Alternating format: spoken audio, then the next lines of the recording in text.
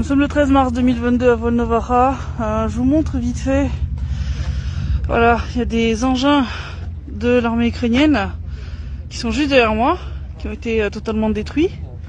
Et regardez où est-ce qu'ils se trouvaient, juste en face de maisons. Voilà. Donc les soldats ukrainiens se sont installés près des maisons pour tirer, en sachant que les tirs de réponse pourraient faire des victimes parmi les civils.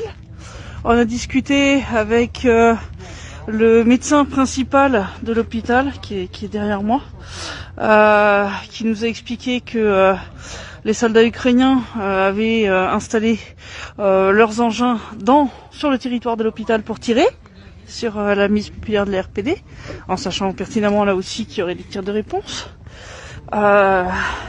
Heureusement, il n'y a pas eu de mort parmi les patients qui se trouvaient dans l'hôpital. Ils ont réussi à tous les faire descendre dans les sous-sols à temps. Sous-sols d'ailleurs d'où les civils ont été chassés par les soldats ukrainiens au bout d'un moment, qui sont littéralement installés dans les sous-sols. On a retrouvé les corps de plusieurs d'entre eux.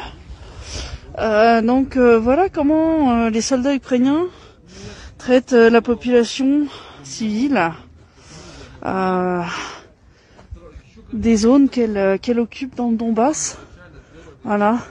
Il y a des gens qui nous ont dit qu'il y avait des personnes qui avaient réussi à évacuer, mais ils savent pas du tout s'ils sont arrivés à destination ou pas. C'est-à-dire, est-ce que finalement au checkpoint, les soldats ukrainiens les ont laissés passer ou pas. Mais il y a des gens en tout cas qui ont essayé. Donc ça va être une info importante à vérifier, savoir s'ils ont laissé passer les gens. Entre autres des gens qui semble-t-il se diriger vers Zaporozhye ou pas.